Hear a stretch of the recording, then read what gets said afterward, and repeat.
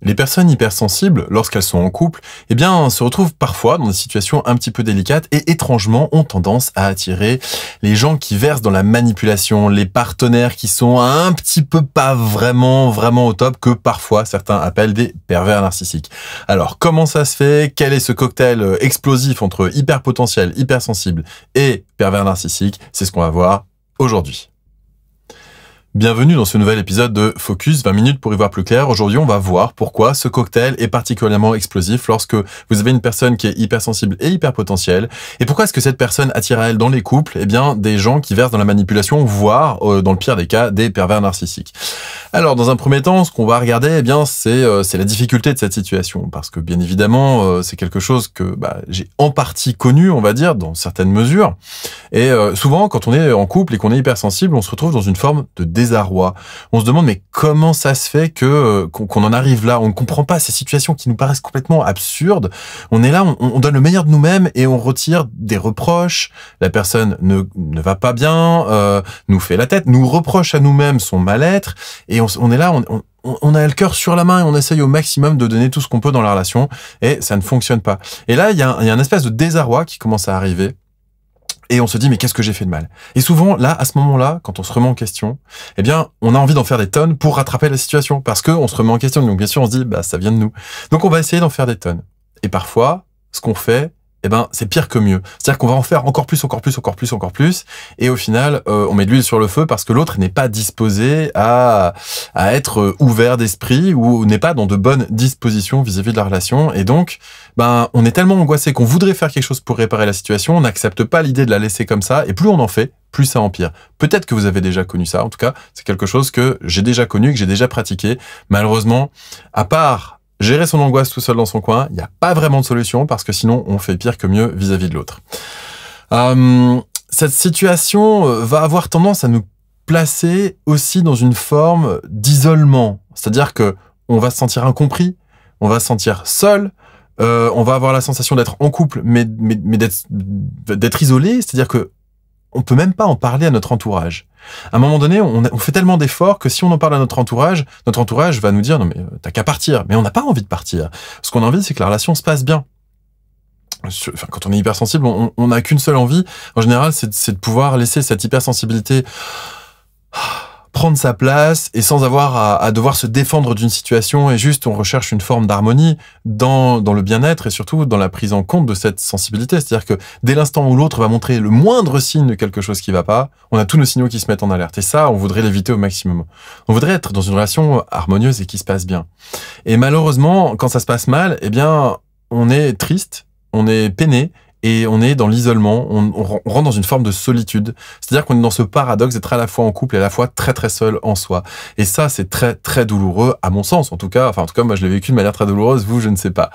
Et puis, il y a un autre paramètre qui arrive dans ces moments-là aussi, c'est une sensation d'incertitude par rapport à l'avenir. Parce que si on n'arrive pas à créer d'harmonie, pourquoi est-ce que l'autre resterait? Et là, on commence à remettre en question ce qu'on a fait, comme je disais précédemment. Et on va se dire, mais comment je peux faire mieux que ça? Comment je peux faire évoluer mon comportement? Qu'est-ce qui lui a pas plu? Ou qu'est-ce qui a dysfonctionné dans mon comportement à moi? Et on va se remettre en question. Et on va chercher des solutions. Et on les trouve pas forcément tout de suite. Mais en tout cas, on y allait avec le cœur et on se dit, c'est l'intention qui compte. Cette fameuse phrase, c'est l'intention qui compte.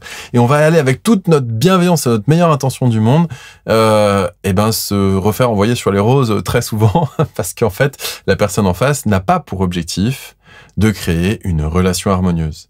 Et c'est là où il y a un gros problème. C'est que la personne hypersensible veut une relation amoureuse et la personne qui est dans la manipulation ne veut pas une relation amoureuse harmonieuse. Est-ce qu'elle veut, elle, c'est une relation amoureuse qui lui permet de combler ses failles, mais pas forcément de trouver une harmonie. Et c'est peut-être d'ailleurs, à bien y regarder aussi, ce que chercherait quelque part la personne hypersensible qui voudrait pouvoir avoir une relation harmonieuse tout en faisant en sorte que l'autre vienne combler son manque de sécurité ou de compréhension ou d'empathie qu'elle ressent vis-à-vis du monde extérieur. Donc il y a une espèce de faille réciproque qu'on cherche à combler comme ça et malheureusement ça marche pas très bien. Alors ce qui se passe, c'est que très souvent, pas systématiquement, mais très souvent, la personne hypersensible, elle a cette hypersensibilité parce que dans son parcours de vie, dans son enfance, très souvent, il y a eu des situations dramatiques, douloureuses et difficiles qui l'ont amené à aiguiser cette sensibilité vis-à-vis de l'autre. C'est pas toujours le cas, mais c'est assez fréquent. Et dans ces cas-là, il y a un facteur supplémentaire qui vient se rajouter, c'est que la personne, elle est dure au mal. C'est-à-dire qu'elle s'en est déjà pris tellement plein la gueule dans son enfance qu'elle se dit « Allez, je peux encaisser, c'est pas grave, je l'aime vraiment ». Et là, le piège commence à se refermer doucement. Et on va voir pourquoi dans la suite de cette vidéo. Dans ces moments-là, en fait, on se dit même, et ça m'est arrivé parfois de me dire moi-même, si moi, j'arrive pas à aider la personne à se sentir mieux, qui pourrait y arriver? Je crois qu'il y a personne qui peut chercher à comprendre l'autre mieux que là où j'en suis, parce que avec mon hypersensibilité, je peux vraiment comprendre l'autre. J'ai cette aptitude empathique, j'ai cette aptitude de compassion, et j'ai cette aptitude de sensibilité vis-à-vis de l'autre, donc je peux comprendre l'autre. Et comme je suis dur au mal et que j'en ai pris, entre guillemets, plein la gueule dans mon enfance, eh bien, je vais pouvoir, dans cette relation-là, encaisser. C'est pas grave, ça passe, j'ai pris pire dans ma vie, donc on peut continuer, on peut y aller.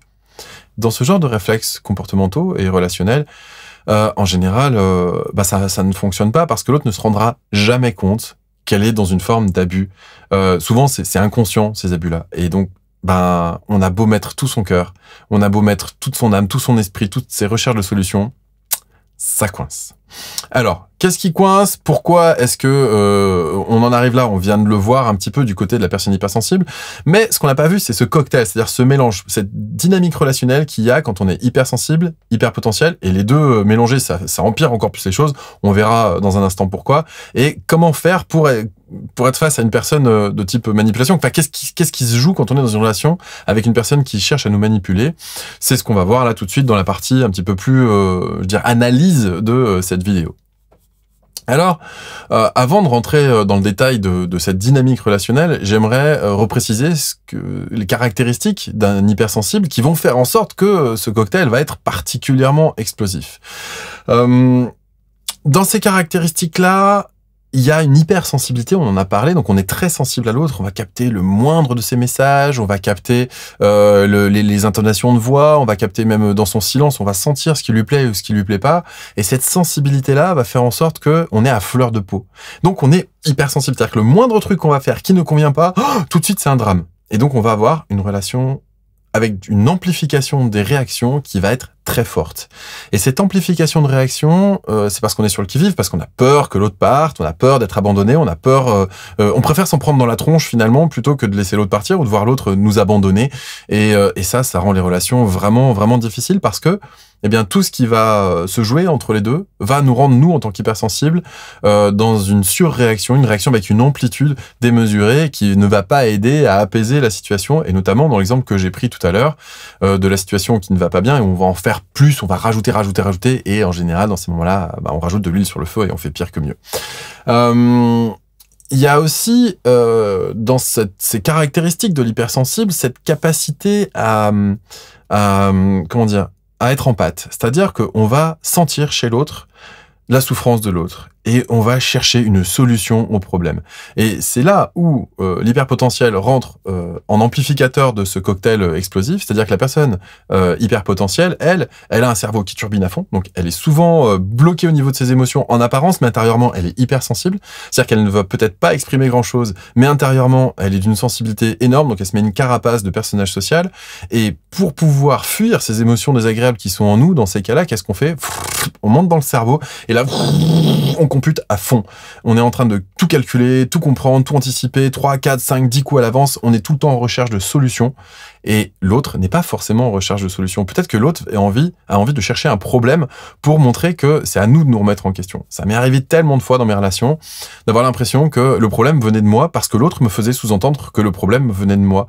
Et moi, je cherchais des solutions. Vu que j'étais capable de m'adapter parce que j'étais dur au mal, je cherchais des solutions en faisant des efforts pour espérer que la situation s'améliore et qu'on trouve l'harmonie. Sauf que l'objectif de l'autre n'était pas de trouver l'harmonie, l'objectif de l'autre était de me mettre le nez dans mon caca pour faire en sorte que moi j'évolue et que j'arrive enfin à une situation satisfaisante pour l'autre. Vous connaissez peut-être ce genre de situation, c'est vraiment, vraiment pas agréable parce qu'on a l'impression au bout d'un moment, qu'est-ce que ça donne ça? Que on fait toujours tous les efforts et que l'autre n'en fait aucun.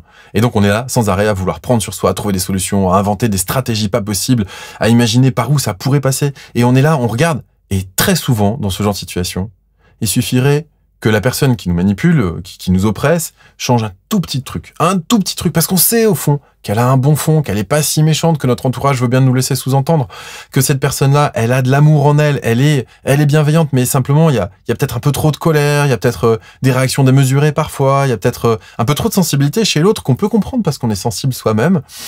Et en tout cas, il y a des situations où on se dit ah c'est pas grave, ça va bien se passer. C'est pas un souci. Allez, ça, je peux prendre sur moi. Ça, je vais pouvoir faire un effort. Là, je vais pouvoir... allez, moi, je peux changer ça. Allez, là, si je me mets en mode solution et pas en mode problème, bah, il suffirait de pas grand-chose. Allez, et je vais même demander à l'autre de changer, voire, j'ose, à un moment donné, parler de ma sensibilité à l'autre. Et souvent, dans ces cas-là, si on ouvre un petit peu ses failles, bah, l'autre s'engouffre dedans pour nous en remettre plein la tronche, parce que l'autre ne cherche pas ni l'empathie, ni l'harmonie. L'autre cherche une forme de suprématie dans la relation et de nous rabaisser le plus possible. Voilà. Et ça, c'est la caractéristique, à ce moment-là, de la personne qui est dans la manipulation, ce que certains appellent les pervers narcissiques. Alors, je me permets un petit bémol ici entre une personne qui verse dans une manipulation destructrice et un pervers narcissique. C'est pas tout à fait la même chose.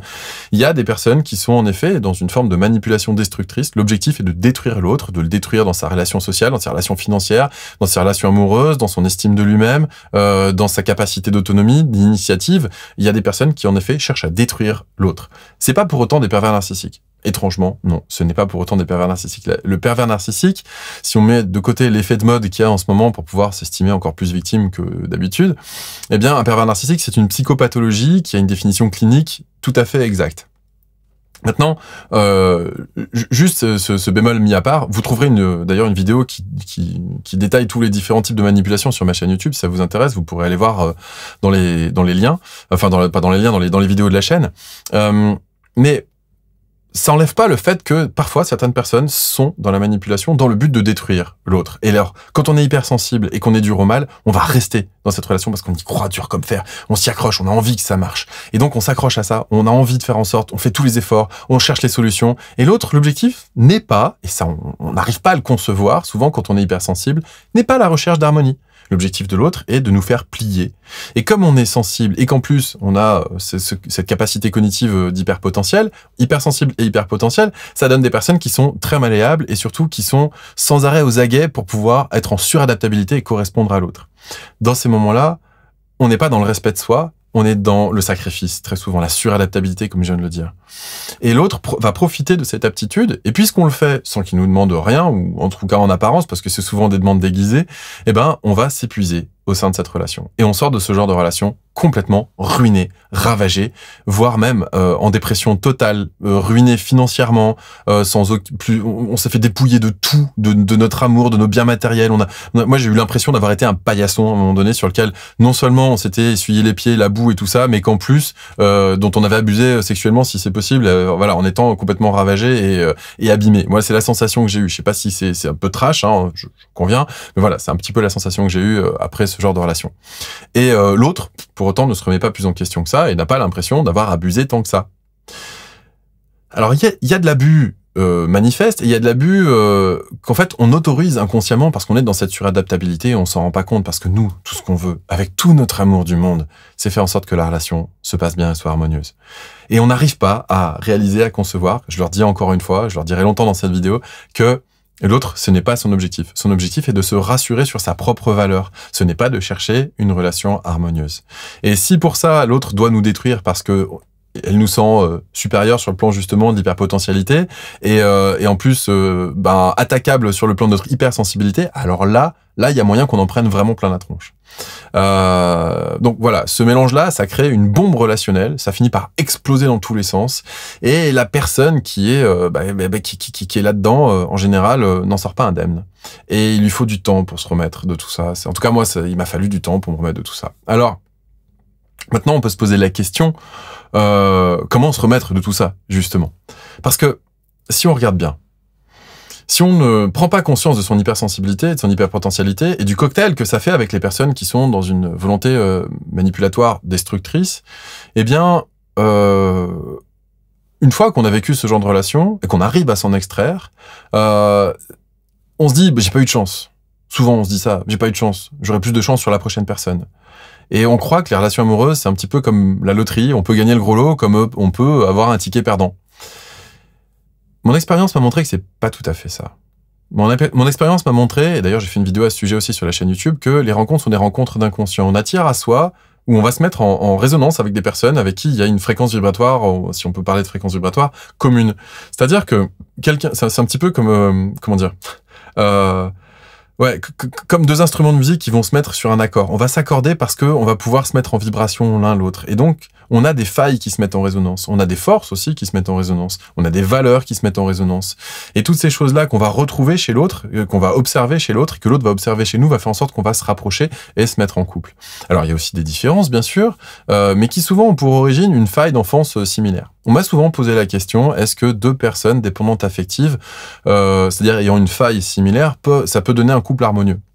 La réponse est non. Pourquoi? Parce que les deux ont une faille et aucun n'a trouvé la solution. Et si moi j'ai pas trouvé la solution à ma faille et que je vais rencontrer quelqu'un qui n'a pas trouvé la solution à cette même faille, que je vais croire que en étant en relation avec cette personne-là, on va trouver une solution alors que ni l'un ni l'autre n'en a trouvé, bah c'est que je me leurre en fait. C'est que j'ai pas compris ce que c'était qu'une faille de personnalité ou une carence d'enfance.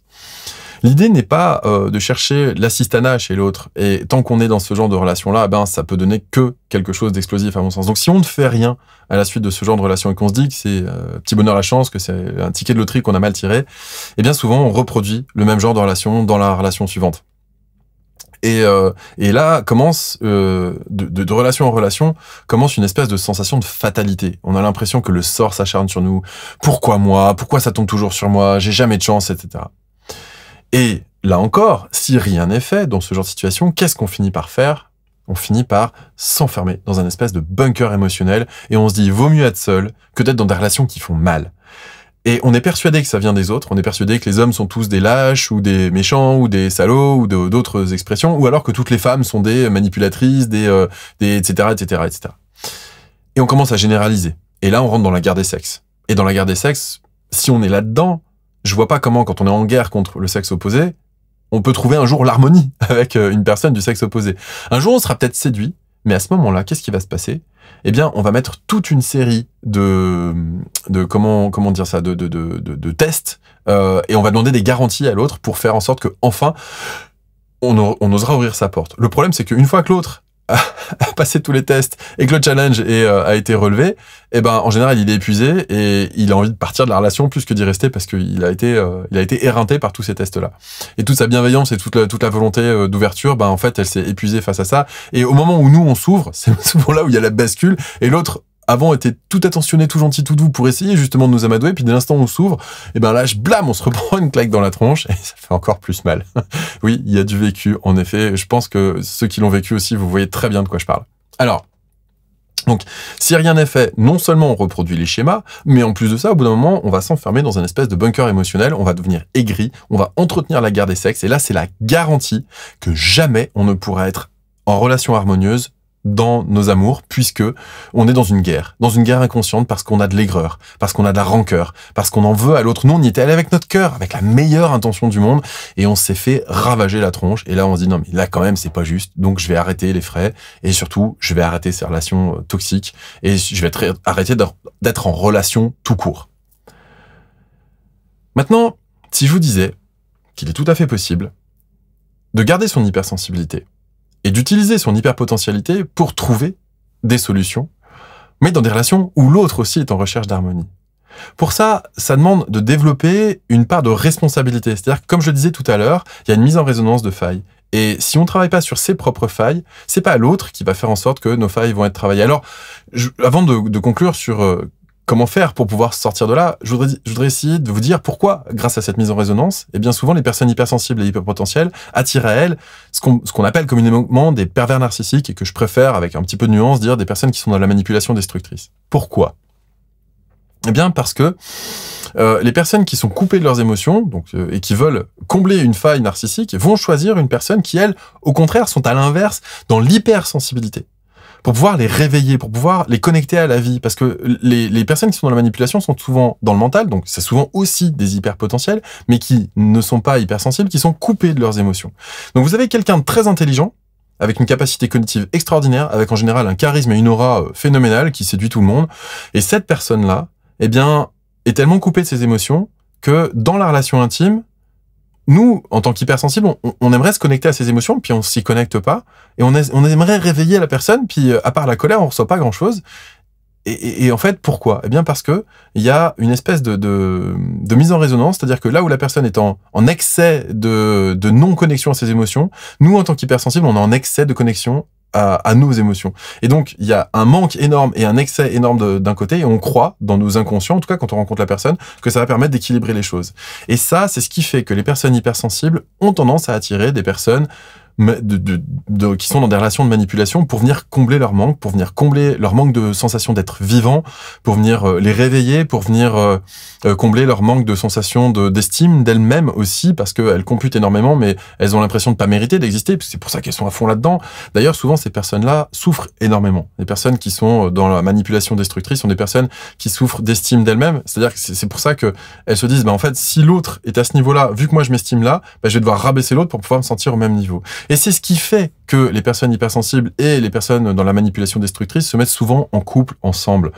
Alors, quelle est la différence entre une personne dans la manipulation destructrice et un pervers narcissique? C'est que le pervers narcissique fait tout ça en conscience. Alors que la personne qui va détruire l'autre le fait souvent de manière inconsciente. C'est des failles d'enfance qui sont très profondes, qui vont très très loin, c'est des gens qui souffrent énormément. Mais il y a quand même une différence fondamentale sur le plan clinique, c'est que le pervers narcissique, lui, il le fait et il sait qu'il est en train de détruire l'autre. Il le fait en conscience et il n'éprouve aucune empathie. Ses neurones miroirs ne sont pas actifs. Donc c'est vraiment une psychopathologie grave. Et c'est beaucoup plus rare que ce qu'on veut bien croire parce que l'atrophie du cerveau au niveau des neurones miroirs empêche beaucoup d'apprentissage. Et on va faire du mimétisme, mais on va pas comprendre, on va pas pouvoir apprendre, on va pas pouvoir vraiment assimiler les apprentissages. Ça donne des personnes qui n'ont pas d'émotion. C'est exactement ce qu'on trouve chez les serial killers, par exemple. Donc si vous voyez une personne qui est pleine d'émotions, pleine de colère, en fait, ça, c'est pas un pervers narcissique. C'est une personne qui souffre et qui est peut-être dans la manipulation destructrice parce qu'elle souffre. Mais c'est pas un pervers narcissique. Un pervers narcissique, il n'y a pas d'émotion et il feint l'émotion. Il fait semblant d'avoir des émotions, mais il en a pas, en fait. Parce qu'il a vraiment une atrophie au niveau des neurones miroirs. Bon, ça, c'est pour le détail clinique. Maintenant, si je vous disais qu'il est possible d'avoir des relations harmonieuses avec une personne tout en gardant son hypersensibilité et son hyperpotentialité. Si je vous disais que c'était possible, ça, est-ce que vous croiriez pas que ça vaudrait le coup de tenter sa chance plutôt que de s'enfermer dans ce bunker et de rester aigri toute sa vie et d'entretenir la guerre des sexes? Pour ça, en ce qui me concerne, j'ai dû faire un chemin intérieur mais très profond et remettre en question beaucoup de choses et notamment mon hypersensibilité aussi, accepter mon hyperpotentialité et trouver ma place dans ce monde avec ces caractéristiques-là plutôt que de rejeter le monde parce que j'avais l'impression que le monde me rejetait. J'ai fini par trouver un chemin pour y parvenir et j'ai envie de vous proposer le même chemin. Donc si vous cliquez dans les liens qu'il y a sous cette vidéo, vous allez pouvoir commencer le travail pour pouvoir sur vous-même, pour pouvoir changer non pas de partenaire, mais de conception de la relation et surtout d'ingrédients que vous allez mettre dans la relation parce que c'est ça qui va tout changer. Et il n'y a pas d'âge pour changer. Je peux vous dire qu'on peut changer à n'importe quel moment de sa vie. Donc si c'est quelque chose qui vous intéresse, allez cliquer sur le lien qui est autour de cette vidéo et moi je vous dis à très bientôt pour un prochain 20 minutes. Merci de m'avoir suivi. Ciao. Si vous avez aimé cette vidéo et que vous voulez aller plus loin, j'ai créé spécialement pour vous une séquence de 5 vidéos qui va vous permettre d'accéder aux fondamentaux du développement personnel pour pouvoir enfin reprendre les rênes de votre vie. Pour ça, il vous suffit de cliquer sur le lien qui apparaît sur l'image ou alors dans la description. C'est gratuit, c'est immédiat. Cliquez et transformez chaque étape de votre vie en une opportunité pour grandir.